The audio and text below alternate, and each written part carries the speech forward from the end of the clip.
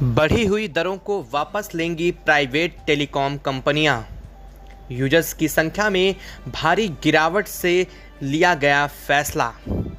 Try ने telecom कंपनियों को लेकर कही बहुत बड़ी बात। जी हाँ दोस्तों, जहां एक तरफ देश भर में टेलीकॉम कंपनियों को लेकर के विरोध चल रहा है, ट्विटर से लेकर के अलग अलग सोशल मीडिया प्लेटफॉर्म पर लोगों ने अपनी प्रतिक्रिया दी है। यहाँ तक कि यूजर्स ने यहाँ भी कह दिया है कि वो अब प्राइवेट कंपनियों का साथ छोड़कर एक बार फिर से बीएसएनएल की तरफ रुख कर रहे हैं। ऐसे में प्राइवेट टेलीकॉम कंपनियों को बड़ा झटका लगता हुआ दिखाई दे रहा है, क्योंकि एक के बाद एक लोगों की तरफ से सिम पोर्ट की रिक्वेस्ट इन टेलीकॉम कंपनियों को मिल रही है और लगातार दिन ब दिन ये संख्या बढ़ती जा रही है। ऐसे में लोगों का झुकाव बीएसएनएल की तरफ लगातार देखा जा रहा है। अब हाल ये बन चुका है कि इन यूजर्स की संख्या में भारी गिरावट को लेकर के प्राइवेट टेलीकॉम कंपनियां हरकत में आ चुकी हैं। लगातार देखी जा रही गिरावट के माध्यम से इनमें भारी कमी हुई है, रेवेन्यू बहुत ज़्यादा गिर रहा है। ऐसे में कंपनियां अपने अस्तित्व को लेकर के एक बार फिर से खतरा महसूस कर रही हैं और यह खतरा पैदा किया जा रहा है बीएसएनएल की तरफ से। जी हां, जहां 3 साल के बाद इन टेलीकॉम कंपनियों ने 27% तक अपने रिचार्ज प्लान अचानक से महंगे कर दिए हैं, तो वहीं बीएसएनएल ने अपने रिचार्ज प्लान को वहीं का वहीं रखा है। ऐसे में लोगों का झुकाव बीएसएनएल की तरफ होना आम बात है, तो वहीं बीएसएनएल को खड़ा करने के लिए एक बार फिर से देश की जनता एकजुट हो रही है और होना भी चाहिए, क्योंकि यह एक सरकारी और देश का अकेला एक मात्र सबसे बड़ा नेटवर्क सिस्टम है बीएसएनएल। जी हाँ, आज भी जब जियो पूरे देश में सबसे ज़्यादा यूज़ किया जा रहा है, ऐसे में भी आपको बता दें कि बीएसएनएल के नेटवर्क सिस्टम सबसे ज़्यादा हैं। और जान करके आपको यह भी हैरानी होगी कि बीएसएनएल के 45,000 से ज़्यादा टावरों का प्रयोग करके ये टेलीकॉम कंपनियां यानी कि जियो और एयरटेल जैसी कंपनियां गांव में अपने नेटवर्क प्रोवाइड करवा रही हैं। अब सवाल ये पैदा होता है कि आखिर अगर ऐसा है तो बीएसएनएल यह चीज़ खुद क्यों नहीं करता है। इसके पीछे की कहानी ठीक है और बड़ी है, जो कि हम सबको समझनी चाहिए। और आखिर इन सब के पीछे की वजह क्या है? क्या बीएसएनएल को जानबूझकर गिराया गया है या फिर कुछ और वजह है, बताएंगे। लेकिन उससे पहले अभी बात करेंगे हम इस मामले में कि क्या बढ़ी हुई दरों को टेलीकॉम कंपनियां वापस लेने जा रही हैं।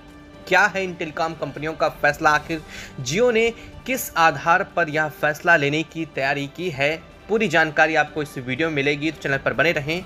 वीडियो को लाइक और चैनल को नहीं सब्सक्राइब किया है तो अब तक अभी सब्सक्राइब कर लें, साथ ही बेल आइकन को भी दबा लें ताकि वीडियो अपडेट आप तक सबसे पहले पहुंचती रहे। दोस्तों, इस बढ़ी हुई दरों को वापस करने के 2 तरीके हैं। सबसे पहला तरीका है कि telecom regulatory authority of India इस पर संज्ञान ले और इस पर कार्रवाई करते हुए वह इनकी दरों को कम करने के लिए इन कंपनी पर अंकुश लगाए। तो वहीं दूसरा तरीका ये है कि ये टेलीकॉम कंपनियां खुद यूजर्स के विरोध को देखते हुए या फिर यूजर्स की तरफ से लगातार अपनी सिम को पोर्ट कराने की रिक्वेस्ट डालने को लेकर के कंपनियों को हो रहे नुकसान पर ध्यान देते हुए अपनी बढ़ी हुई दरों को वापस ले लें। अब इन दोनों में ट्राई ने तो अपने हाथ खड़े कर दिए हैं। जी हाँ, थोड़ा निराशाजनक ज़रूर है, लेकिन ट्राई ने स्पष्ट कर दिया है कि हमारे देश की जो टेलीकॉम कंपनियां हैं वो पूरी दुनिया में सबसे सस्ते में रिचार्ज उपलब्ध करा रही हैं। जो रिचार्ज हम अभी कर रहे हैं पूरी दुनिया में वो सबसे सस्ता है और इस वजह से ट्राई का मानना है कि इन 3 सालों के बीच एक भी बार कंपनियों की तरफ से रिचार्ज की संख्या नहीं बढ़ाई गई है, रिचार्ज के प्राइस नहीं बढ़ाए गए हैं। ऐसे में इन कंपनियों को 3 साल बाद प्राइस हाइक करने से रोकना ठीक नहीं होगा। ट्राई का मानना है कि इन telecom regulatory authority of India की तरफ से इन कंपनियों को दी जा रही सहूलियत ठीक है और जो ये प्राइवेट कंपनियां हैं इनके अस्तित्व को बचाए रखने के लिए इन्हें अपनी दरों को बढ़ाना ठीक भी है, क्योंकि अगले कुछ समय में आने वाले 5G के लिए इन टेलीकॉम कंपनियों की तरफ से जो इंफ्रास्ट्रक्चर डेवलपमेंट है उसमें काफ़ी ज़्यादा पैसा खर्च करना है और साथ साथ सरकार के स्पेक्ट्रम 5G की नीलामी में 15,000 करोड़ की नीलामी हुई है, जिसका भुगतान भी इन्हीं कंपनियों द्वारा किया गया है। ऐसे में इन कंपनियों को अपने रिचार्ज को हाइक करने का हक भी बनता है, ऐसा ही कुछ मानना है ये ट्राई का। लेकिन अब बात करें कि क्या फिर कंपनियां अपने स्तर पर इस बढ़े हुए रेट को वापस लेने वाली हैं? तो अब तक आपको बता दें कि कंपनियों की तरफ से इस मामले में कोई भी स्पष्ट जानकारी नहीं दी गई है, लेकिन लगातार यूजर्स की तरफ से गिर रही संख्या को यूजर्स की तरफ से लगातार इन कंपनियों को छोड़ने की वजह से लगातार इन कंपनियों में हलचल बनी हुई है। कंपनियां इस बात से परेशान हैं कि यूजर्स अचानक से इतनी भारी संख्या में कम क्यों हो रहे हैं। बता दें कि दिनों दिन BSNL के ऑफिस में जो सिम है उनको लेने की संख्या बढ़ती जा रही है। यूजर्स ज़्यादा से ज़्यादा BSNL की तरफ फिर से वापस जाने की कोशिश में लगे हुए हैं। एक बार फिर से 2009 से पहले का दौर BSNL के लिए आने वाला है। हालांकि यूजर्स को जानकर भी ये काफ़ी खुशी होने वाली है कि BSNL ने देश के कई हिस्सों में सफलतापूर्वक 4G को लॉन्च भी कर दिया है। और बड़ी बात तो ये है कि अगले आने वाले 6 महीने के अंदर TCS और C-Dot जैसी कंपनियों के साथ मिल करके टाटा अब BSNL पर काम करने वाला है। जी हाँ, रतन टाटा की बात कर रहे हैं, the legend man of India, जिनकी वजह से कई कंपनियां अभी खड़ी हुई हैं और वो लगातार देश हित में हैं।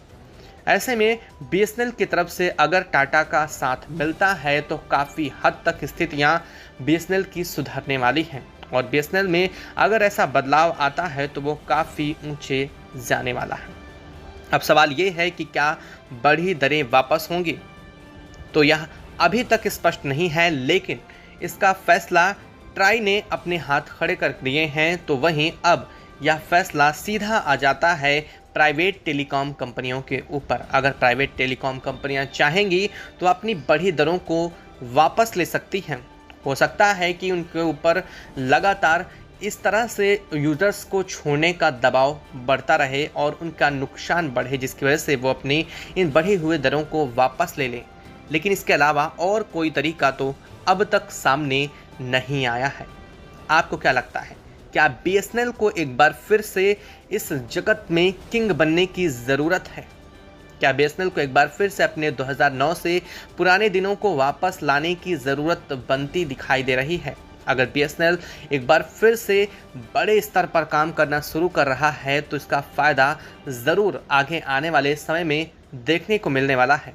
तो वहीं लोगों ने देशभक्ति के साथ BSNL को भी देखना शुरू कर दिया है। लोगों का मानना ये है कि BSNL देश की कंपनी है। अगर उनका झुकाव BSNL की तरफ रहता है तो एक समय के बाद BSNL को प्रॉफिट मिलेगा और इस प्रॉफिट के साथ BSNL बड़ा करने की भी कोशिश ज़रूर करेगा। हालांकि कुछ फैक्ट हैं जिन्हें BSNL के बारे में ज़रूर समझना चाहिए, जैसे कि देश में सबसे ज़्यादा टावर आज के दिन में भी BSNL के सबसे ज़्यादा ग्रामीण क्षेत्रों में टावर हैं।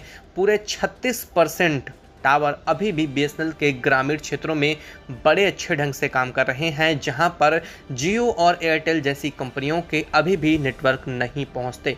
जियो और एयरटेल जैसी कंपनियां BSNL के टावर की मदद से अपने नेटवर्क वहां प्रोवाइड करती हैं। इनके लिए वो BSNL को मुआवजा भी देती हैं। बता दें कि भारत की सीमा से लगे हुए तमाम क्षेत्रों पर BSNL की ही सर्विस चालू है और किसी भी प्राइवेट कंपनी की नहीं, क्योंकि यह सुरक्षा का बेहद अहम मुद्दा है। ऐसे में BSNL को सपोर्ट करना तो एक बार ज़रूर बनता है। आपको क्या लगता है, क्या BSNL को पूरे देश को एक बार सपोर्ट करना चाहिए? क्या BSNL को लेकर के सरकार से भी मांग रखनी चाहिए कि वो BSNL को एक बार फिर से फंडिंग अच्छी तरह से दे और उस पर काम करने वाले लोगों की भी समीक्षा बहुत ज़रूरी है? अगर आपको भी ऐसा लगता है तो कमेंट बॉक्स में कमेंट करके ज़रूर लिखिएगा। साथ ही वीडियो को लाइक और चैनल को अगर अभी तक आपने सब्सक्राइब नहीं किया है तो सब्सक्राइब कर लें। साथ ही बेल आइकन को भी ज़रूर दबा लें ताकि स्टूडियो अपडेट आप तक सबसे पहले पहुंचती रहे। जय हिंद दोस्तों।